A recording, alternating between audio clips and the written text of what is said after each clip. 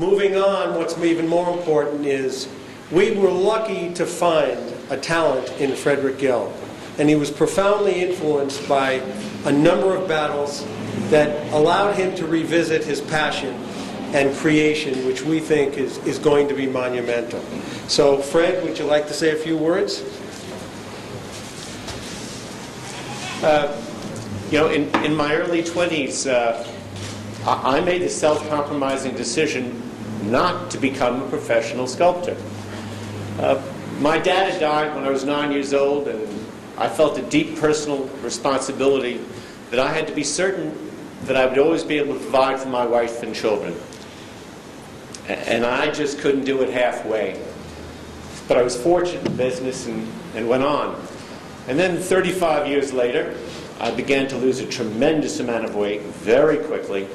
And during a normal annual physical and your annual blood test, my new internist said, your PSA is doubled twice in 3 years. And I had a biopsy, and then subsequent tests showed that I had extremely aggressive prostate cancer, and I had to have an immediate prostatectomy. I was lucky. I was really lucky. From a simple first level test as part of your normal annual blood test, it was a tool to begin to look further, and it helped save my life. But I didn't feel that lucky then, because when the results of the surgery came back in, 3 different doctors told my wife and I that my time prognosis was rather limited. And I didn't get depressed. I got angry. I was furious. And I decided I wasn't going to defend against this cancer attacking the inside of my body, that I was going to attack back. And I was going to go on the offensive. And so I took 3 different serious hormones for 21 months. I had a full course of significant radiation.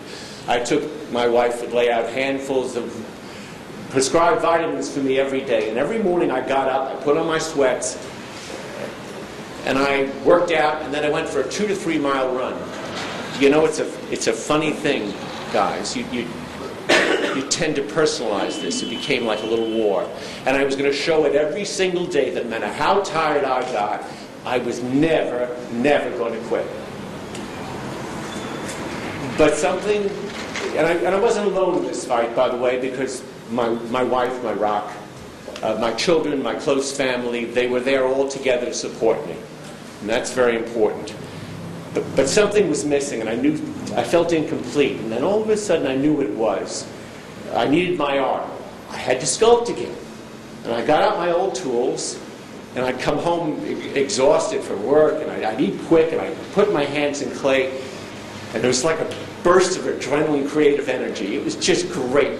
Unbelievable things were happening. And my wife, who was my muse, right, would bring me tea and say, "You got to get up in the morning." And so it just was a wonderful thing. And as much as the medical help and the physical regimen and the attitude, I got to tell you, finding out maybe who I was again, that I was an artist, discovering myself helped save my life. It's like that E. Cummings line where he says that the trick of finding what you didn't lose is arriving at a place you never left. And so I want to say, by the way, how pleased I am that the Prostate Cancer Foundation is here. And I'd asked Rich about it, but he was doing it already. And here are people, there are thousands of doctors and medical researchers and fundraisers and counselors and all of these people who are giving of themselves to help save lives, to maybe find better treatments and a better cure. And they helped save my life. So in looking around now, in looking at Emeryville, look at you. I was just listening, and I've been driving around here, and I read where it came from. This incredible rebirth, this renaissance of community from business leaders and civic leaders and community people. This is fantastic. And prostate people who are giving of themselves to help people. Everybody, again, working all together. And a Wareham doing great things and maintaining a moral compass. And maybe this man who, through adversity, rediscovered who he was. So there's a sculpture out there. It's based on a Beatles phrase, and maybe all of this is based on a John Lennon line where he says that there's no one you can save that can't be saved, and nothing you can do that can't be done. And this is called All Together Now, inspired by another John Lennon phrase, and it's figures. It's people working together, all as one, to do for a single purpose, all together to do something. And I don't know where some of my ideas come from, but I think they're from a good place, sort of like here in Emeryville. I like this. And thank you for this honor very much from the bottom of my heart.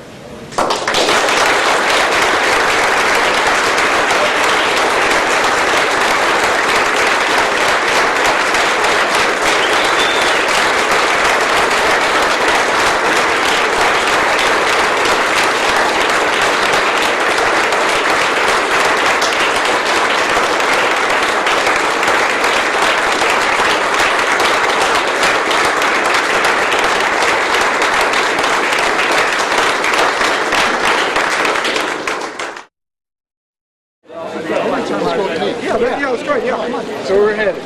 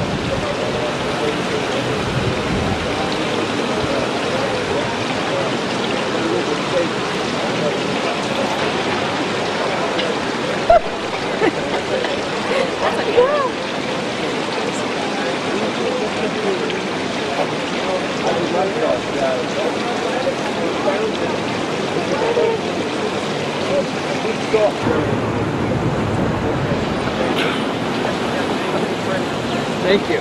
Right. Very, very fun. Okay, ready? Okay?